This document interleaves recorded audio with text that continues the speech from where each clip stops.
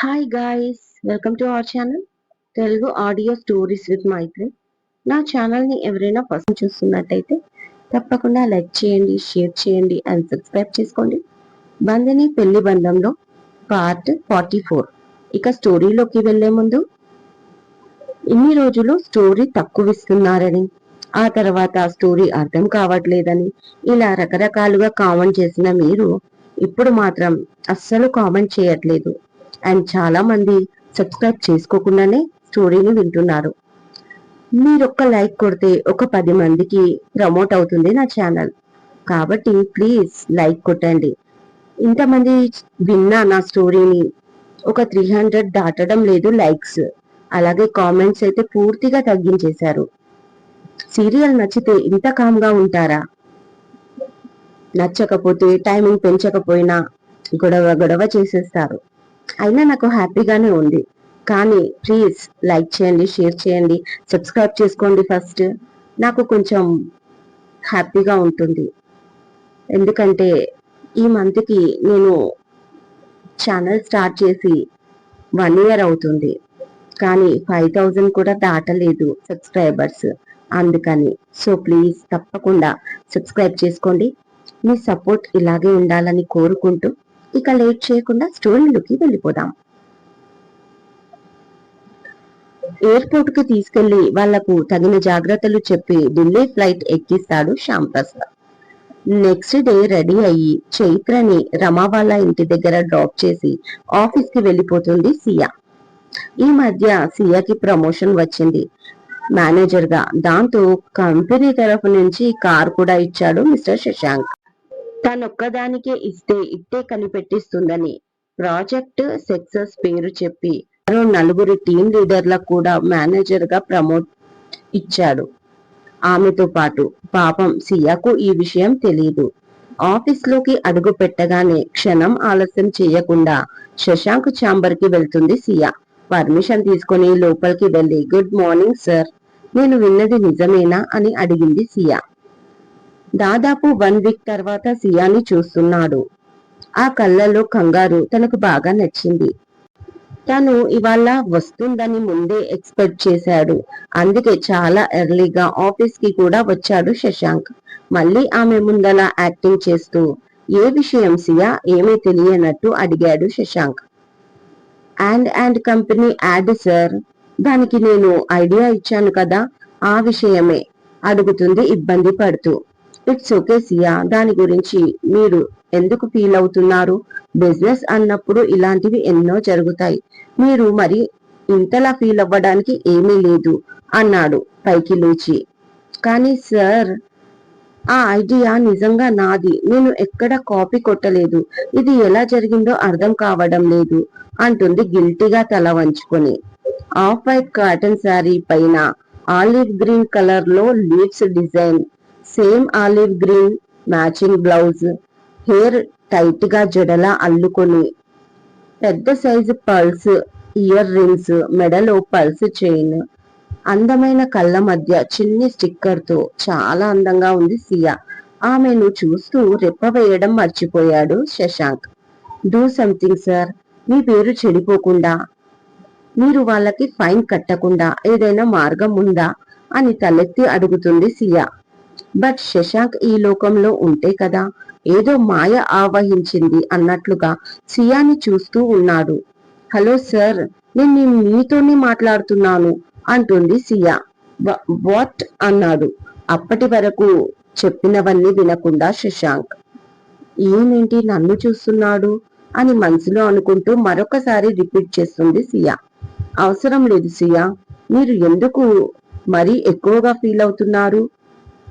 25 crores నాకు పెద్ద విషయం కాదు అన్నాడు విషయాన్ని తేలిగ్గా తీసుకుంటూ శశాంక్. బట్ నాకు పెద్ద విషయమే అవుతుంది. మీరు నా వల్ల నష్టపోతున్నారు. నా వల్ల ఎవరికి నష్టం గాని కష్టం గాని రావడం నాకు ఇష్టం లేదు. ఒక్కసారి నేను ఆ మేనేజ్మెంట్ తో మాట్లాడతాను అంటుంది సియా గట్టిగా. టైం వేస్ట్ సియా, ఎదుటి వాళ్ళు డబ్బు మనుషులు అని తెలిసినప్పుడు అది ఇచ్చేసి మనం చేతులు కడుక్కోవాలి అంటాడు శశాంక్. ఓకే సార్, ఒప్పుకుంటాను. ఎదుటి వాళ్ళు డబ్బు మనుషులే, కానీ ఆ డబ్బు కూడా కొన్నిసార్లు మనుషుల్ని ఆడిస్తుంది. మీలాంటి పెద్ద బిజినెస్ మ్యాన్ తో వాళ్ళు పెట్టుకున్నారు అంటే ఇది చిన్న విషయం కాదు.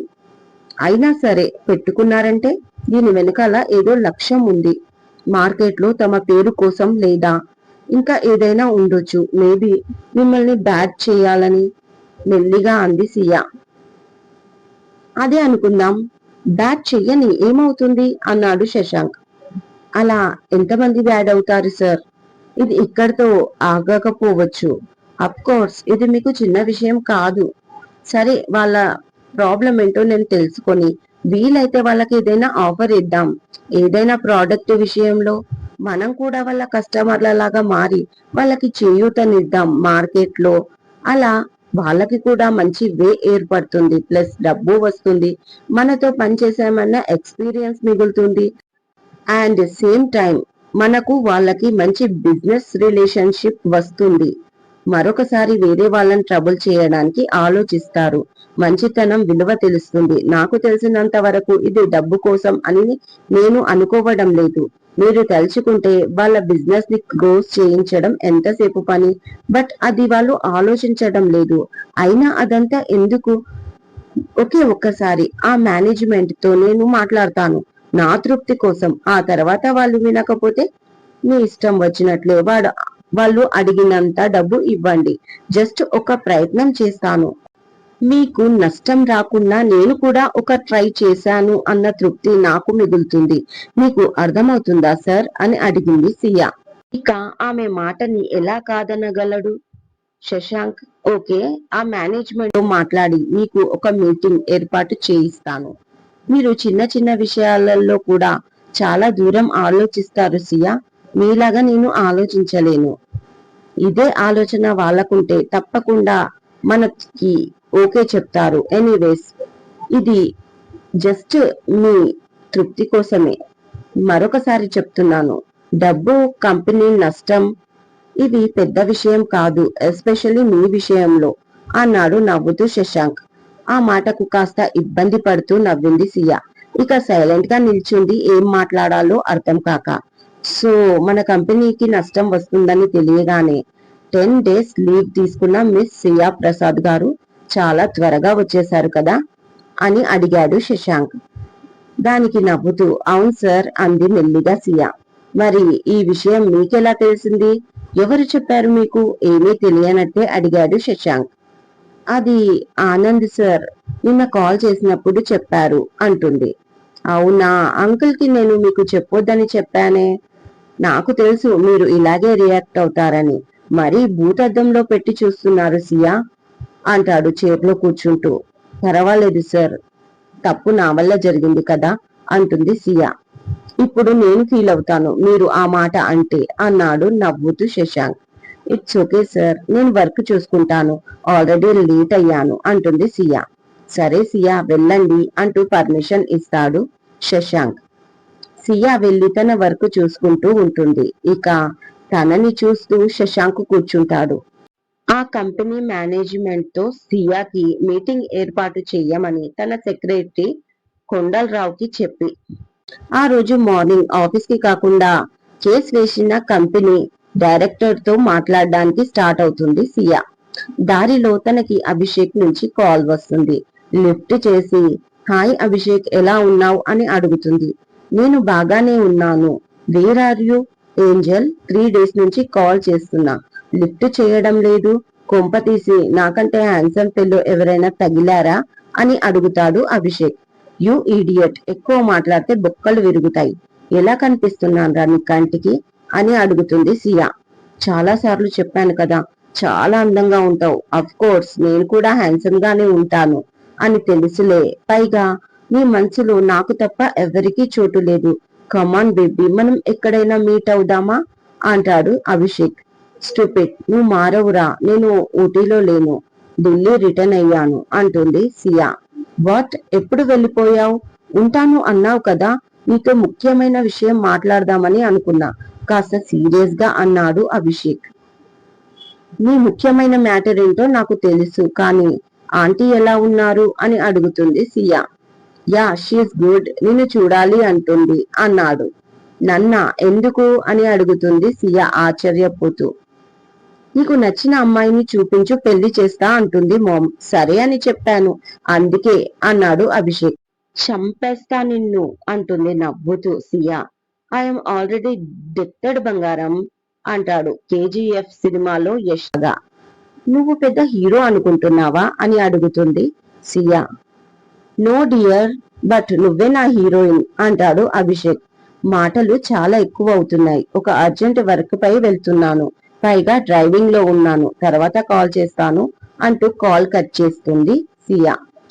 డైరెక్ట్ గా కంపెనీ మేనేజర్ ని కలిసింది. అతను బాగా రిసీవ్ చేసుకొని కంపెనీ డైరెక్టర్ దగ్గరికి తీసుకెళ్లాడు. వాళ్ళది తెయాకు బిజినెస్, అంటే టీ పొడి కంపెనీ. చాలా చిన్న పరిశ్రమ, అది చూస్తేనే అర్థమవుతుంది. రండి మేడం, మీరు వస్తారని శశాంక్ సార్ ముందుగానే ఇన్ఫార్మ్ చేశారు అంటూ ఆమెకి సీట్ చూపిస్తాడు. ఆమె కూర్చొని డైరెక్ట్ గా పాయింట్ లోకి వస్తుంది. మీరు ఎవరితో ఈ అడ్వర్టైజ్ చేయించారు అని అడుగుతుంది. ఒక యాడ్ కంపెనీ ఏజెన్సీ. ఆ డైరెక్టర్ మాకు ఈ క్యాప్షన్ చెప్పాడు, అది మాకు బాగా నచ్చింది. మాది చిన్న కంపెనీ అనడంతో చాలా తక్కువ బడ్జెట్ లోనే ఈ యాడ్ తీసి ఇచ్చాడు అంటూ ఆయన యాడ్ ని ల్యాప్టాప్ లో చూపిస్తాడు. యాడ్ డైరెక్టర్ పేరు చెప్తారా అని అడిగింది సియా. దాంతో నీళ్లు నమిలాడు ఆ కంపెనీ డైరెక్టర్.